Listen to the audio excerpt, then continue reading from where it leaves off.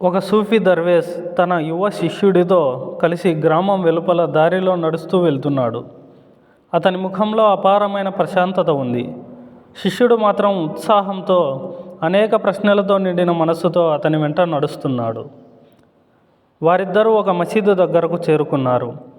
ఆ మసీదు లోపల నుంచి ఖురాన్ తిలావతు ధ్వని మృదువుగా వినిపిస్తోంది. మసీదు ప్రాంగణంలో 2 వర్గాల ముస్లింలు కూర్చొని ఒక విషయంపై చర్చిస్తున్నారు. విషయం: నమాజులో చేతులు ఎక్కడ కట్టాలి. ఒక వర్గం చెబుతోంది చేతులు ఛాతీ మీద కట్టాలి. వారు ఖురాన్ ఆయతులు, ప్రవక్త సల్లల్లాహు అలైహి వసల్లం హదీసులు చూపిస్తూ వివరించారు.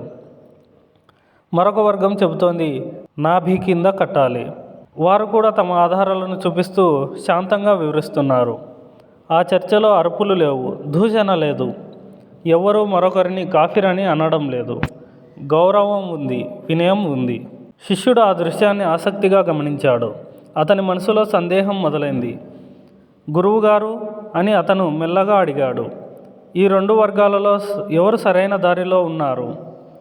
దర్వేష్ ఒకసారి ఆ చర్చను చూసి చిరునవ్వు నవ్వాడు. ఇద్దరు అని ప్రశాంతంగా అన్నాడు. శిష్యుడు ఆశ్చర్యపోయాడు. ఎలా గురువుగారు? సత్యం ఒకటే కదా? దర్వేష్ నడక ఆపాడు. చెట్టు నీడలో కూర్చున్నారు.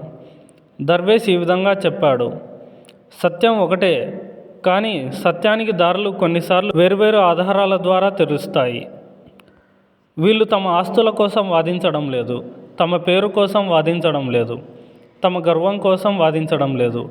వీళ్ళిద్దరి తపన ఒకటే, ప్రవక్త సల్లల్లాహు అలైహి వసల్లం వారి సున్నతు రాబోయే తరాలకు సరిగ్గా చేరాలి. చేతులు ఛాతీపై కట్టినా, నాభి కింద కట్టినా, హృదయంలో ఖుషూ లేకపోతే అల్లా ఆ నమాజును మురికి బట్టలా చుట్టి ఆ మనిషి ముఖంపై విసిరేస్తాడు. శిష్యుడు ఆసక్తిగా వింటున్నాడు. దర్వేష్ మళ్ళీ చెప్పాడు, ఇస్లాంలో వేరువేరు మస్లక్లు ఉన్నాయి. ఇవి విభజన కోసం కాదు, ఇవి ఖురాన్ సున్నతును అర్థం చేసుకోవడంలో వచ్చిన ఇఖ్తిలాఫ్ ఫలితం. ఇమాంలు ఎప్పుడూ నా మాటే చివరి సత్యమని చెప్పలేదు. వారు ఇలా అన్నారు, నా అభిప్రాయం సరైనదై ఉండొచ్చు, తప్పై ఉండొచ్చు, ఇతరుల అభిప్రాయం తప్పై ఉండొచ్చు, సరైనదై ఉండొచ్చు. శిష్యుడు అడిగాడు, అయితే వర్గాలు ఎందుకు అవసరం? దర్వేష్ సమాధానం ఇచ్చాడు, ఒకవేళ ఇస్లాంలో ఒకటే వర్గం ఉండి ఉంటే చాలా తెలివైన శైతాన్ చిన్న తప్పును అందంగా అలంకరించి ఇదే సత్యమని నమ్మించేవాడు. అప్పుడు ఎవరూ ప్రశ్నించడానికి రారు, ఎవరు సరిచేయడానికి రారు. అలా మొత్తం సమాజం మెల్లగా తప్పుదారిలో వెళ్ళిపోయేది. కానీ ఇక్కడ ఏమవుతుంది తెలుసా? ఒక వర్గం కొత్త విషయం చెబితే మరొక వర్గం వెంటనే ఖురాన్ హదీస్తో ప్రశ్నిస్తుంది. అలా ఒకరినొకరు గమనిస్తూ, హెచ్చరిస్తూ దీన్ను కాపాడుతున్నారు. శిష్యుడి కళ్ళలో కాంతి మెరిసింది.